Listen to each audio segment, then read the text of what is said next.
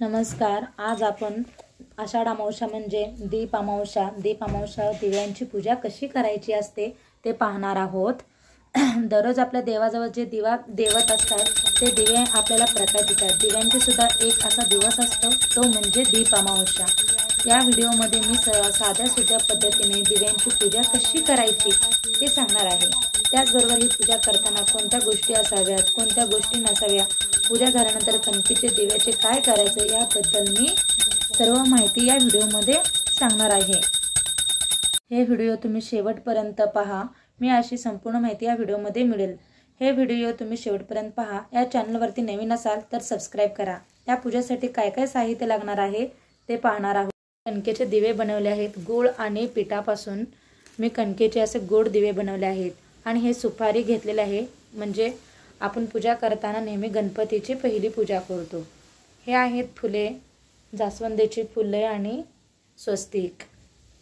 हे लागणार आहे देवासाठी नैवेद्य, चुरमुरे आणि तांदूळ, दूध, पंचामृत, साखर, पाणी आणि हळदी कुंकू, दुर्वा आणि आघाडा हे पण लागणार आहे। ही आपल्याला कापसाची वस्त्रमाळ पण लागणार आहे। या दिवशी लहान मुलांना पण ओवाळलं जातं। मी आता तेल घालून समय तेल वगैरे घालून दिवाबत्ती करून घेतलेला आहे आणि हे दिव्यासाठी स्टँड घेतलेला आहे। आरती ठेवण्यासाठी मी स्वच्छ आणि पुसून घेतलेले आहे दिवे, समय वगैरे। मी आता गणपतीची जी आराधना करतात पहिली सुपारीला आपण पंचामृत घालणार आहोत। यंदा दीप अमावस्या रविवारी म्हणजे 4 ऑगस्टला आलेली आहे। आषाढ महिन्याच्या शेवटच्या दिवशी ही अमावस्या येते। याच्या दुसऱ्या दिवशी श्रावण महिन्याला सुरुवात होते। या दिवशी आपण लवकर उठून स्वच्छ स्नान अंघोळ करून आणि तिथली जागा स्वच्छ करून घ्यावी। हे बघा मी पंचामृत करणार आहे। गणपतीची पूजा करण्यासाठी सुपारीची पूजा करून घेणार आहे आणि ते स्वच्छ पाण्याने धुवून घेणार आहे।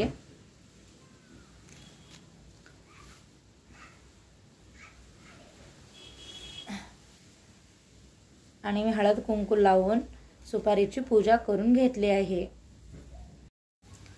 लहान मुलांना या दिवशी ओवाळले जाते कणकीचे दिव्याने।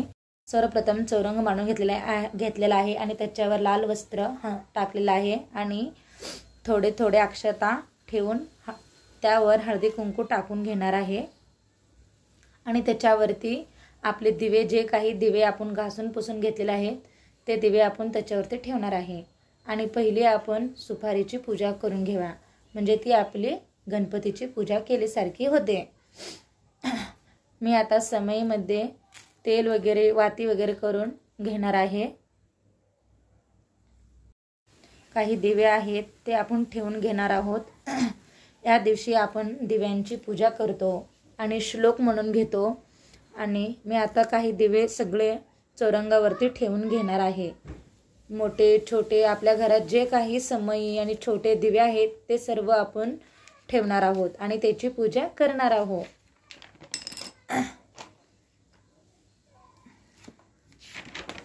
या दिवशी आपण लहान मुलांना कणकीच्या दिव्यापासून ओवाळलं जातं, म्हणजे त्याचा दीर्घायुष्य वाढलेला असतं, म्हणून या दिवशी आपण लहान मुलांना पण कणकीच्या दिव्यापासून ओवाळून घेतो। मी आता सर्व चौरंगावरती दिवे मांडून घेतलेले आहे आणि त्यांना हळदी कुंकू वाहून आणि दुर्वा, आघाडा मी असे काही वाहून घेणार आहे।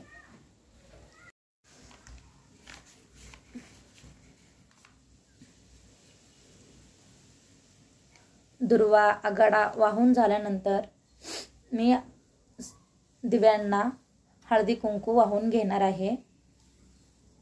हा बघा मी आघाडा ठेवून घेतलेला आहे आणि फुले पण वाहणार आहे। माझ्याकडे जास्त अशी फुले नव्हती म्हणून मी जास्वंदाची फुले आणि माझ्या सासूबाईंनी जास्वंदाची फुले आणि स्वस्तिकची फुले बाहेरून आणली होती आमच्या परिसरातून। जेवढी आहेत फुले मी तेवढीच वाहून घेतलेली आहे। मी आता हळदी कुंकू वाहून घेणार आहे समयेला। यंदा दीप अमावस्या 4 ऑगस्टला आलेली आहे। आपण या दिवशी याला आपण दीप अमावस्या किंवा दीपपूजन, गटारी अमावस्या असे पण म्हणतो। या दिवशी आपण सगळी घरात स्वच्छता करून घेतो। प्रत्येक जणांच्या घरी हा सण असतो। या अमावस्याला बाहेर कुठेतरी फिरायला देवदर्शनासाठी बाहेर सगळे जात असतात। म्हणून मी सकाळी लवकर उठून दिव्यांची पूजा करून घेत आहे। मी आता स्वस्तिकेची फुले समय दिव्यांवर बसत नव्हती म्हणून माझ्या हातून सारखे निसटत होते, म्हणून मी आता कणकीचे दिवे पण लावून घेणार आहे। आता बघा मी दिव्यांची पूजा कशी करते। मी सर्व दिवे प्रज्वलित करून घेते आहे आणि कणकीचे दिवे पण लावून घेणार आहे।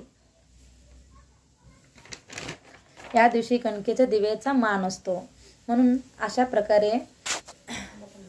प्रकारे दिव्यांची मांडणी मी करून घेतलेली आहे। आणि आता नैवेद्यासाठी मी चिरमुरे ठेवलेला आहे। चिरमुरे आणि साखर आमच्याकडे लाह्या नव्हत्या म्हणून मी फक्त चिरमुऱ्याचा आणि साखरेचा नैवेद्य ठेवलेला आहे। आणि शेवटी आता श्लोक आणि आरती म्हणायची असते। मग आपण शेवटी दिव्यांची कुटुंबासाठी दिव्यांकडे प्रार्थना करत असतो। आणि ही पूजा नेमकी कधी उतरवायची हा प्रश्न प्रत्येकाला पडलेला असतो। दुसऱ्या दिवशी आपण ही पूजा उतरवायची असते। अशा प्रकारे मी या व्हिडिओमध्ये सर्व दिव्यांची माहिती संपूर्ण दिलेली आहे। तुम्हाला जर हा व्हिडिओ नक्कीच आवडला असेल तर सबस्क्राइब करायला विसरू नका। नक्कीच माझ्या चॅनलला सबस्क्राइब करा। आणि मी शेवटी आरती म्हणत आहे आणि श्लोक पण म्हणून घेतलेला आहे।